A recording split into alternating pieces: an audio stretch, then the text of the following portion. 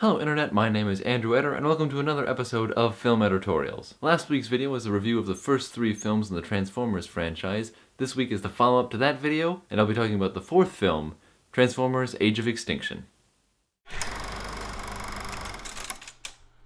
Age of Extinction is set a few years after the events of Dark of the Moon, the 3rd film in the franchise. Some of the Transformers are the same, but none of the humans are, so if you haven't seen the other 3 films, you're really not going to be missing anything. The plot of the story revolves around Cade Yeager, played by Mark Wahlberg, who inadvertently provides shelter for Optimus Prime while Optimus is being chased by a Transformer bounty hunter and the CIA. Meanwhile, in Chicago, Stanley Tucci is up to no good, trying to figure out exactly what the Transformers are made out of. Throw in some globetrotting, some off-color jokes, and then a whole bunch of explosions and you've got yourself a Transformers movie. This movie is exactly like the other Transformers movies. I don't mean to say that it repeats itself, because it really doesn't. The new story threads are actually pretty interesting. My big problem with this movie, and it's a problem with the whole franchise, I just didn't get to talk about it in the last video, is that there's too much. Age of Extinction has a runtime of 2 hours and 38 minutes, not including trailers and credits. This movie's really long, and you feel it. I don't have a problem with long movies. I actually really enjoy long movies. Most of my favorite movies are actually pretty long. But that's because they tell interesting stories over this time, and they tell rich, complex stories.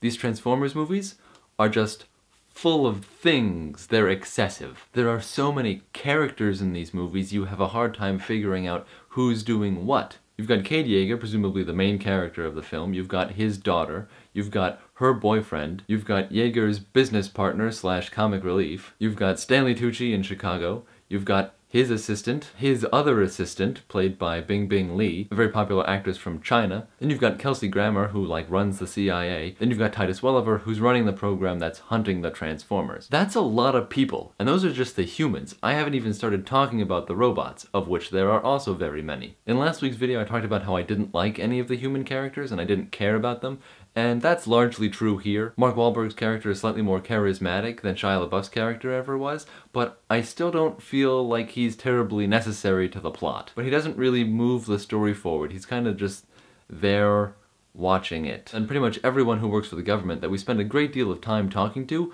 really I don't think they need to be there. The Transformer who's hunting the Autobots is doing a good enough job being evil. We don't need 3 bad guy human characters. There are 3 main threads that hold this story together, and 2 of them don't have a conclusion. They're just setting up for future films, which is really annoying. And honestly, that's kind of a shame because those 2 stories are actually moderately interesting. The main thread though, the one that actually does get answered, actually gets answered 10 minutes into the movie, so then you just have to watch the next 2 hours and 20 minutes for it to actually get resolved. Michael Bay's sense of comedy has also not improved in this film, and while it doesn't have pee jokes, testicle jokes, or chihuahuas, there are robots inside a scary alien warship that have googly eyes and vampire teeth. You know, the cheap ones you get around Halloween time. There are some good parts to this movie though. As usual, the effects look fantastic. There are still parts where the robot transformations get confusing and you don't know what's going on in terms of action, but when you can tell what's going on, it looks really cool. I actually really enjoyed Stanley Tucci's character, and if I were gonna make this movie, I would actually cut out Mark Wahlberg and his entire family. I like Mark Wahlberg as an actor,